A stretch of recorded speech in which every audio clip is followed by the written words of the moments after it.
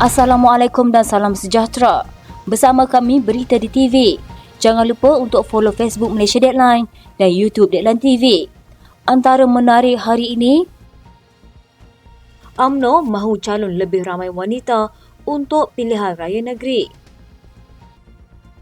Muhyiddin tetap tidak boleh keluar negara. Desas-desus rombakan kabinet dalam masa terdekat.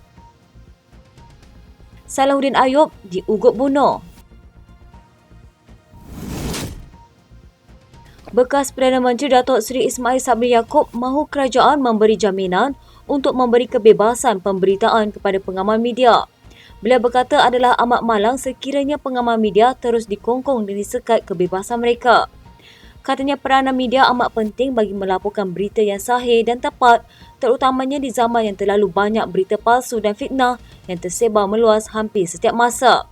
Saya harap sambutan Hari Wartawan Nasional pada tahun ini diraikan sebaiknya bagi menghargai segala sumbangan yang diberikan oleh seluruh wartawan dan pengamal media. Ahli Parlimen Berat itu berkata industri media amat dekat dengan hatinya kerana pernah ditawarkan bekerja dalam bidang berkenaan sebelum melanjutkan pelajaran. Katanya media adalah satu industri yang sangat dekat di hati saya. Malah tawaran kerja saya yang pertama dalam hidup adalah pembantu penyiaran di RTM sebelum mendapat tawaran melanjutkan pelajaran ke Universiti Malaya. Ketua Wanita UMNO Noraini Ahmad berharap agar partinya mengetengahkan lebih ramai wanita dalam barisan kepimpinan dan calon pilihan raya kerana ahli sayap itu lebih komited apabila bekerja menjelang PRN 6 negeri akan datang. Beliau berkata UMNO masih belum memenuhi agenda 30% wanita di peringkat kepimpinan mahupun calon pilihan raya. Meskipun usaha berterusan semua pemimpin sayap dari sebelum beliau menggalas jawatan itu pada 2018. Katanya ramai yang berkelayakan, wanita ini bagi apa-apa tugasan, dia akan buat lebih baik daripada lelaki. Sebab amanah dilaksanakan bukan hanya 100% tetapi 200% sebab nak buat yang terbaik untuk wanita. Bukan hanya untuk kaum wanita tapi keseluruhan. Menteri Wanita tidak akan abai lelaki tetapi akan buat dasar berkaitan keluarga dan kanak-kanak. Pada PRU 2022, UMNO secara keseluruhan bertanding 120 kerusi. Menurut Noraini, UMNO mengetengahkan 14 calon wanita. Satu peningkatan yang boleh ditambah baik lagi. Katanya, usaha dapatkan 30% takkan terhenti. Sudah mula dari dahulu, tengok statistik lepas dengan pilihan raya baru-baru ini. Dulu calon 9 orang, sekarang 14 orang. Malah sekarang ini untuk PRN sedang memastikan calon-calon kita dapat diutarakan. Semua parti sedang kerja agenda dan belum ada satu parti mencapai 30% perwakilan wanita. Dalam pada itu, Noraini turut ditanya mengenai hubungannya dengan bekas ketua wanita Syahrizad Jalil yang tewas pada pemilihan UMNO baru-baru ini. Beliau menapis dakwaan pemerhati bahawa persaingan mereka merupakan pertembungan antara proksi Presiden Zahid Hamidi dengan bekas Presiden Najib Razak. Katanya kita semua proksi UMNO mana ada proksi individu. Pemilihan UMNO bagi penggal 2023 hingga 2026 menyaksikan pertandingan sengit bagi dari peringkat naib Presiden hingga ahli MKT, ketua tiga sayap dan naib masing-masing. Sesetengah pemerhati menyifatkan pemilihan itu pertembungan antara kumpulan yang menyokong Zahid dan yang menolak beliau, berlatakan ketidakpuasan hati akar umbi UMNO terhadap Bersatu dan kelompok yang mahu meneruskan kerjasama itu dan kes Zahid di mahkamah. Zahid yang mempertahankan kedudukannya kerana jawatan Presiden tidak dipertandingkan, kemudian melantik Syahrizad sebagai ahli majlis kerja tertinggi. Katanya pertandingan berjalan dengan baik, saya dapat pertahankan jawatan saya selaku ketua wanita. Tapi Syahrizad pun dilantik menjadi ahli MKT. Kerjasama itu, Noraini dan Syahrizad akan dijalankan. Noraini menyifatkan pertembungan itu sebagai persaingan antara profesional dan politik. Katanya hubungan saya dan Syahrizad, Alhamdulillah. Waktu pemilihan itu pemilihanlah. Selepas itu memang saya tak ada masalah.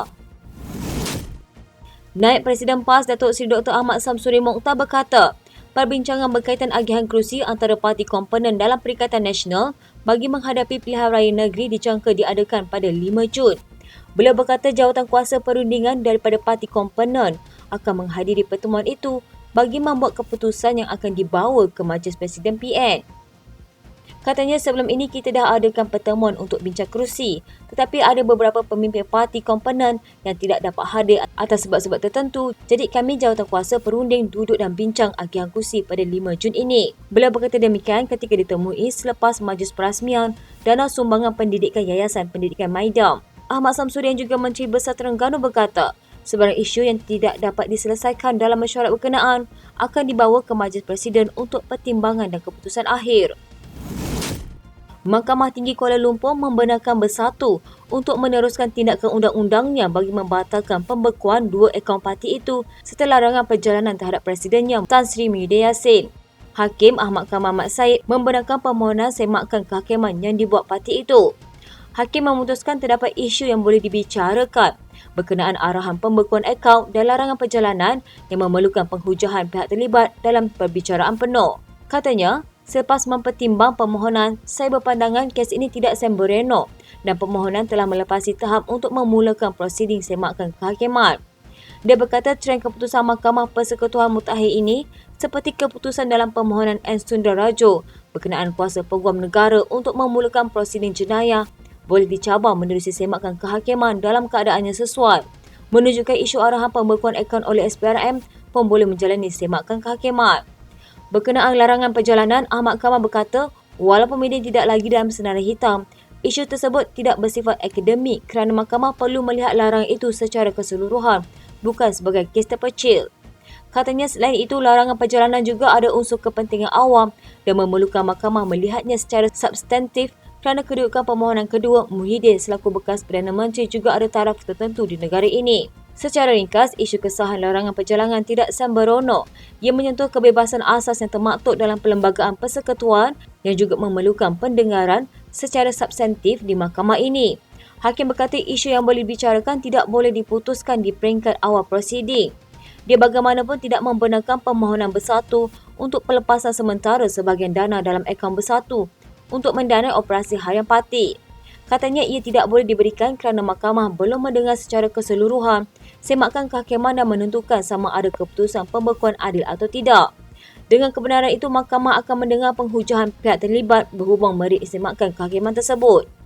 Bersatu membuat permohonan tersebut pada 8 Mac lalu bagi mencabar keputusan SPRM membekukan 2 akaun banknya, DSCIMB Islamic Bank Berhad dan M Bank Berhad serta keputusan imigresen untuk mengenakan larangan perjalanan terhadap Muhyiddin.